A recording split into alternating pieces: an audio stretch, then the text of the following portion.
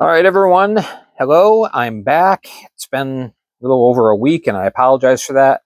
Had some things going on at the house that just made it impossible for me to do videos and to watch all the games and whatnot. I believe everything is resolved as far as I know. So we are going to get into our news and notes video. I want to get this out this evening.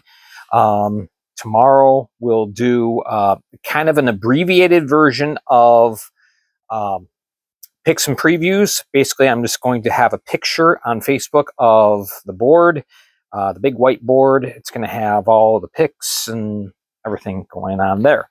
So I'm not going to be writing a full article because I just don't have time tonight. All right, so I want to cover a few things, and we're just going to kind of rotate boards and whatnot. All right, so the failed to report situation, what's going on with that? I wish I could tell you, because at this point, I can't. The failed to report situation was supposed to be given the deadline to the players where if you haven't signed, your rights are held by such and such a team. If you haven't signed by November 30th, you're not eligible to play for this season. Now, after that happened, well, it really didn't happen. A lot of teams just released on waivers the players that weren't going to be signing. And in a lot of cases, it's just because things happen in life. I got a new job. I'm not able to play hockey right now. I couldn't get my visa situation straightened out. I'm retired. Okay, and the multiple reasons of why a player didn't show up. And yes, sometimes it came down to I don't like the situation that's going on with this team right now. I'm not interested in playing. So it happens. Okay, but anyway, November 30th was supposed to be a deadline. And then we had a whole bunch of players traded right before November 30th. And the league said that they were giving those players a 30-day extension to sign with the team. And if that wasn't resolved by then they go on indefinite suspension for the year. It's not happening. Failed to report is continued to be used by some teams to massage the roster, including Watertown, which is owned by the commissioner of the league. So it is what it is. Basically, the rules are not being enforced, followed. It's just so if a player is last you knew under failed to report and you're wondering, well, what's going on? Is this player going to show up? I can't tell you. I don't know. All right. I do know a few scattered incidents in which, okay, this is what's going on here with this player. This is what's going on with this player. But for the most part, I don't know because nothing's being communicated and nothing's being consistently followed. That's the biggest problem. So right now, when we get to January 2nd and all those players that were traded right at the end and had 30 days to sign, will they be put on indefinite suspension? I don't know. I kind of don't think so. Now, today, we saw something brand new on the transaction list, and that was how's it phrased here? The inactive voluntarily left team. Okay, so I'm not going to editorialize on that. I'm just mentioning it's there. All right, that's a new thing, never been seen before until today. So Um, and we have a few players. Now, I find it curious that Rosenbaum uh, for the Breakers was listed as voluntarily left team when he went to the SPHL. That's usually just inactive. If you see a player, it says inactive, 9 times out of 10, that is, they were asked to play for a team in the SPHL. All right. Doesn't always happen that way, but nonetheless. So we've got just a hodgepodge of stuff going on now with the transactions page. And I apologize. I apologize that I can't give you a clear answer. I apologize that there's no set standard or directive right now. I'm sorry, but yeah, yeah. So we're all just fumbling in the dark, trying to figure out what's going on. Some of you have probably heard if a person is marked as this voluntarily left team, and it's your team. Maybe you know something, maybe you don't. But and unfortunately, this creates a lot of rumors. Some people know, some people don't, some people just take a guess. And now you have all this stuff out there on social media, which the league said that they did not want, but they've kind of created this situation. So it's unfortunate. So buckle your seatbelt. It's going to be a bumpy ride. That's all I can say on that. All right. Practice squads. Now, a couple teams have made posts on Facebook saying so-and-so is coming off of IR and is now on the practice squad. This is new to me. This is new to everybody. Where did this practice squad come from? I think the precedent was kind of set last season when a lot of teams started bringing in people to practice with the team. They would work for the team in various capacities. Just using as an example, okay, last year Watertown had Jack Hudak on their practice squad, if you will. There wasn't an official designation, but he dressed every morning and practiced with the team, took reps and stuff like that. But he was not actually rostered. All right.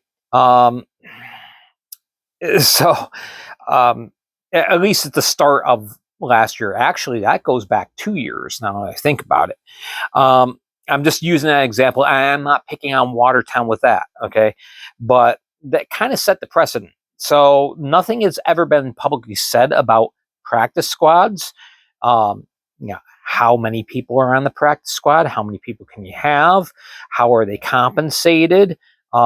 There's no information on it. So this is just something that's new.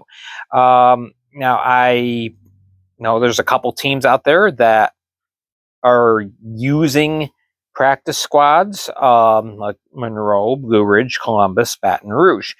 All right.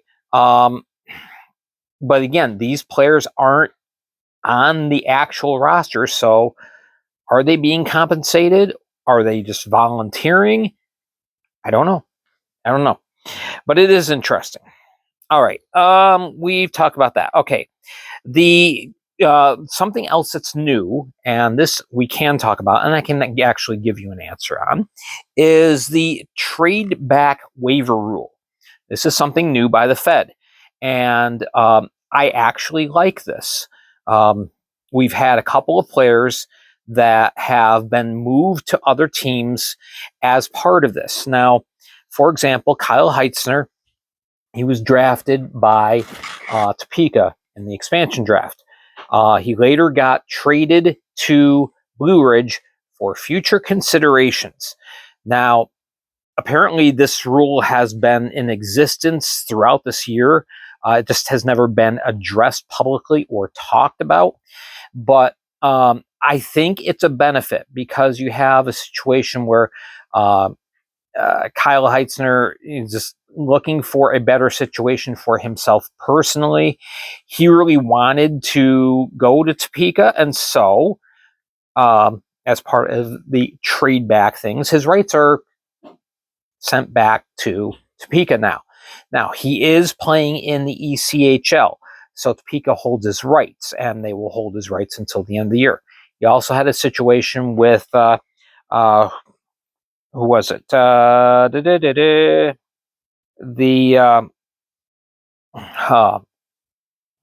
Forgive me, I can't remember the name. The defenseman that was just traded from Monroe. I've had a long day. To Baton Rouge. This is part of the trade back policy. Okay, he was sent to Baton Rouge, and this is good because Monroe, he was not going to be able to get a lot of playing time. The roster is stacked, and so he, would find himself as a healthy scratch a lot. Well, now he moves on to Baton Rouge, where he's going to get a lot more playing time. He's going to be actually able to be on the ice, taking reps, playing in games. At the end of the year, Baton Rouge, by this agreement, gives his rights back to Monroe. He wants to becomes a Monroe player at the end of the year, as far as his rights being held by the team. So, this is good. This gives players a chance to play. And I mean, nobody wants to, sit on the bench or sit in the crowd every game waiting for a chance to play. If they're kind of on the fringe of the roster, if they can go someplace where they can develop as a player and, get playing time, that's great. So I think this is a very good thing that the Fed has done. Again, it's brand new. It's just now coming to the attention of things, but Blue Ridge mentioned it a little bit, and so did Topeka as far as the trade back waiver rule. So it is what it is. All right, now I want to go on record before we go to this next point. Some of you are not going to like this. All right. But I believe it's something that needs to be discussed. This happened a couple weeks ago. It's kind of laid dormant. But I wanted to address this because some things that were not said, I think, needed to be said in regards to this situation with the Bobcats, Philippe Hlavac being essentially banned from McMorran Place. All right. And I'm waiting for my phone to, my dummy phone to boot up here so I can look at the picture here that I have. I can read something. All right. The response I feel by McMorran Place. Okay. Well, first of all, let's set the scene. Okay. If you don't know by now, I'd be surprised, but for the sake of review, the Blue Ridge Bobcats were playing in Port Huron a couple weeks ago. All right, the Prowlers scored.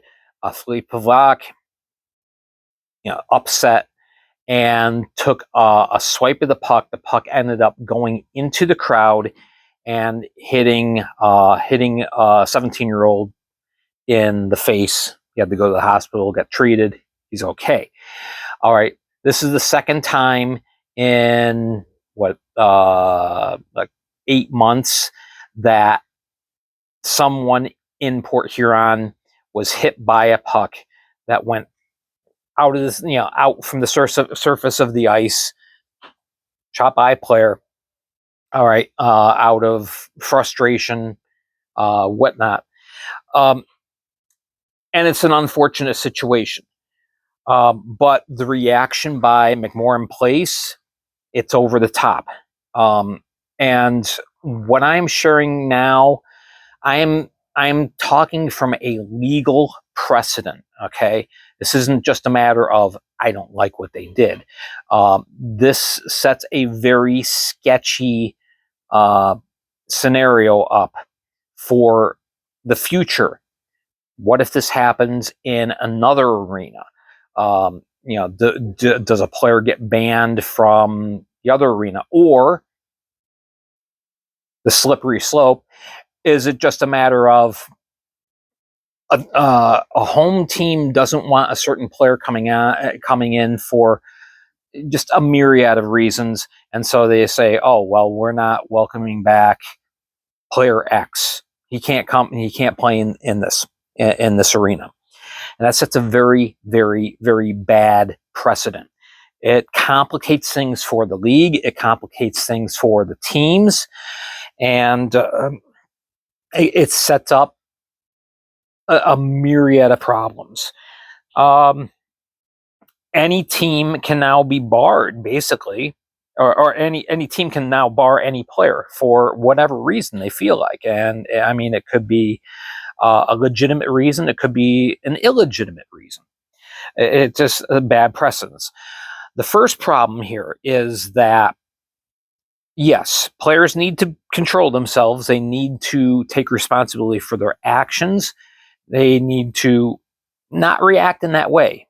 And that's something that's going to have to be a learned behavior. All right. McMorran Place is culpable in this situation because when Port Huron scores a goal, they turn off the lights. Very, very, very dangerous practice.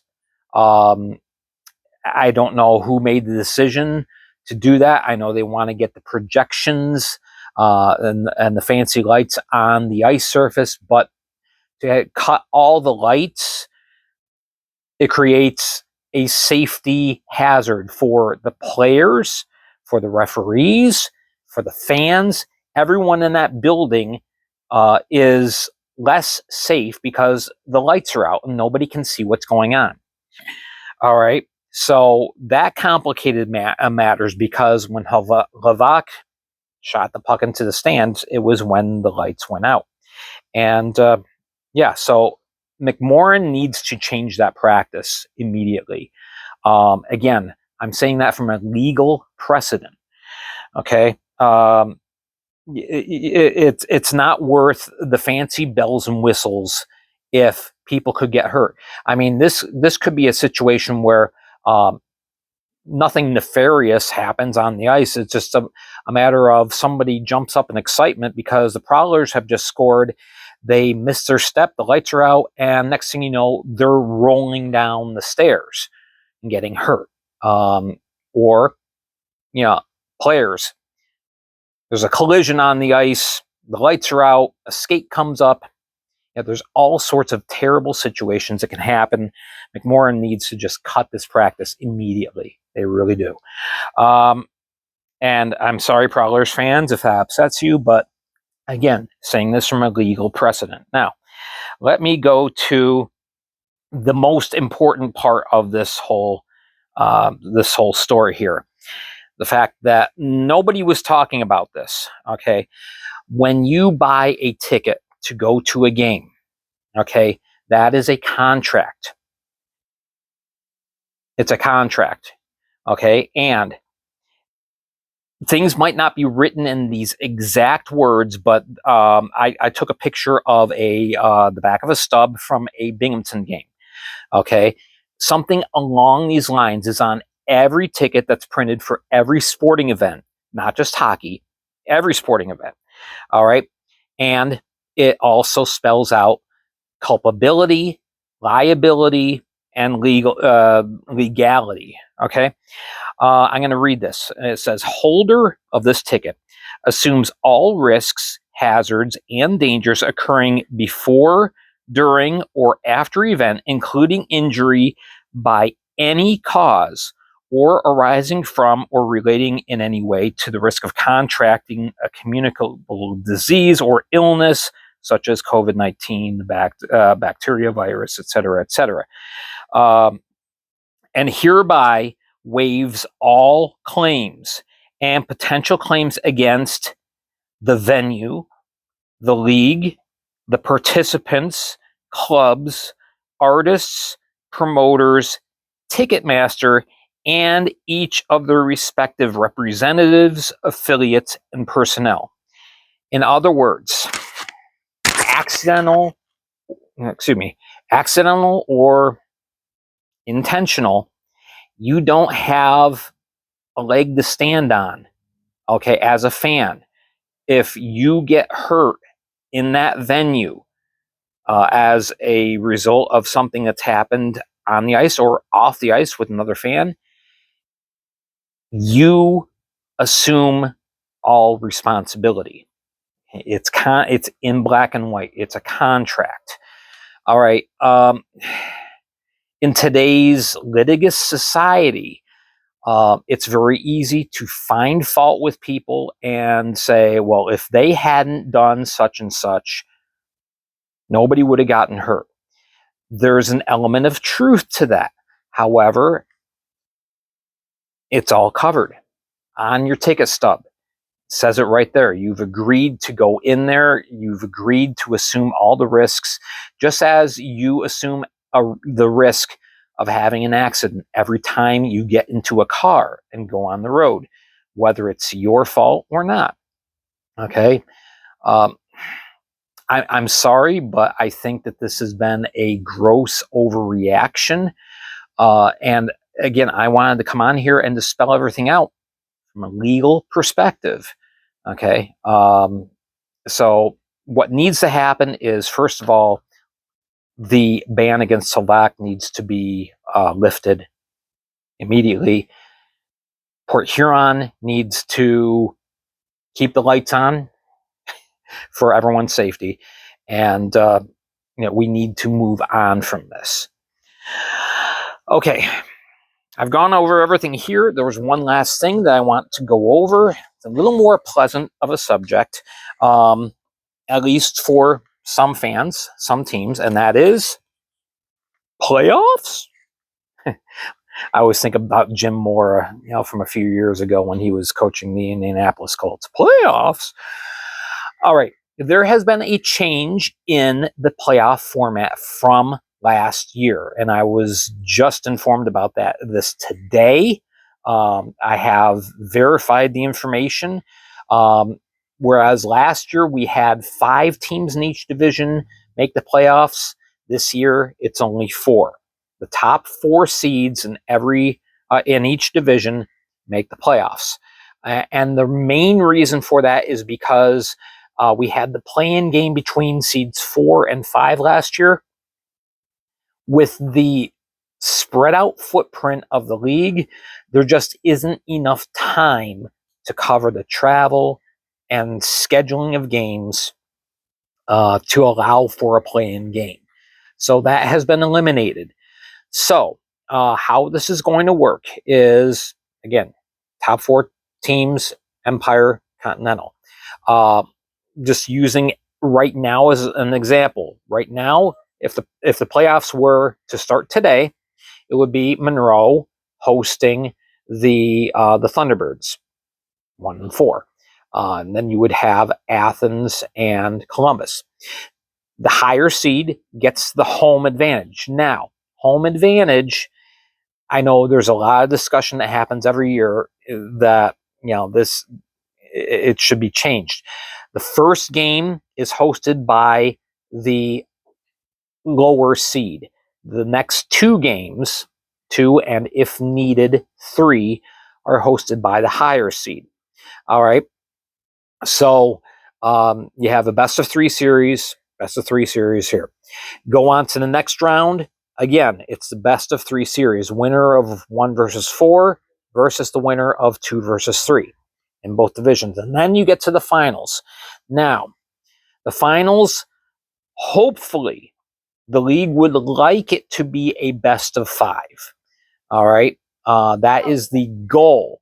However, due to some problems with ice availability and restrictions with the venue, the teams don't own the building that they play in, so they don't have a say necessarily in saying, "Hey, we want to play a championship game on May 12th." Well, the ice might already be scheduled to be pulled out of that arena by that time. So we'll have to wait and see. basically we'll know when we get to the final, like 4 teams, if we're going to have a best of 3 or a best of 5. The goal, again, is 5, but it might end up being a best of 3. What was it? The 2021 to 22 season, it was Watertown versus Columbus. That was a best of 3 because Columbus did not have the ice availability for a 5-game series. It just didn't.